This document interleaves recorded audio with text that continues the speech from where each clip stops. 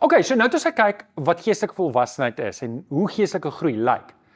Kom ons kyk vir 'n oomblik net na wat geestelike volwassenheid nie is nie. En hierdie is belangrik om te weet, want ek moet dit uitken in my eie lewe. Partykeer dink ek het eienskappe van geestelike volwassenheid, maar dit is nie wat dit is nie. So, daar's verskeie wanopvattinge. Kom ek gee vir jou 'n paar.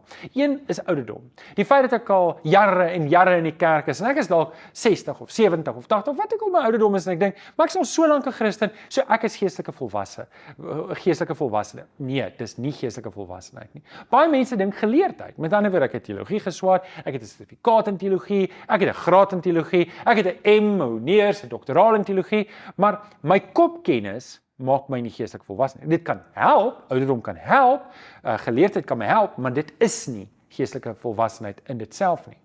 Ook nie sukses nie. Dit is ongelukkig so dat ek kan 'n bediening baie goed dryf en bestuur, maar dit beteken nie ek is geestelik volwasse nie. Dan ook betrokkenheid. Betrokkenheid is natuurlik 'n aanduiding van geestelike volwassenheid, maar dit is nie die enigste aanduiding nie. Ek kan geestelik betrokke wees, ek kan betrokke wees en ek kan bedienings doen en ek kan oral betrokke wees by die kerk sonder om werklik eers gered te wees. En daarvoor moet ek ook versigtig wees om seker te maak dat ek gebruik nie betrokkenheid as 'n maatstaf om my eie of ander mense se geestelike groei te meet nie. Natuurlik, ek kan nie geestelik volwasse wees sonder om betrokke te wees nie, maar bloot betrokkenheid maak my nie geestelik volwasse nie. Dan nog een wat dalk 'n bietjie kontroversieel is. Ek ken baie verse.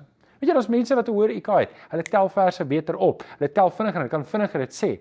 Maar die feit dat ek verse ken en kan opsê en kan memoriseer, beteken nie per definisie dat ek geestelik volwasse is. Natuurlik help dit en dis 'n belangrike element daarvan en elke gelowige behoort dit te doen. Maar ek kan nie sê die ou wat 20 verse gememoriseer het, is geestelik sterker as die ou wat 10 verse gememoriseer het nie. Dan mense wat kom uit 'n goeie familie met Christelike, my oom was 'n dominee, my pa was 'n predikant, my oom was 'n doktorsgraad, hy het teologieklasse gegee. Ek kan uit watse familie uitkom en ek kan nog steeds verlore wees. En dan die laaste een is ek is in 'n goeie kerk. Weet jy kan in 'n kerk wees waar die woord werklik geleer word en nog steeds verlore wees.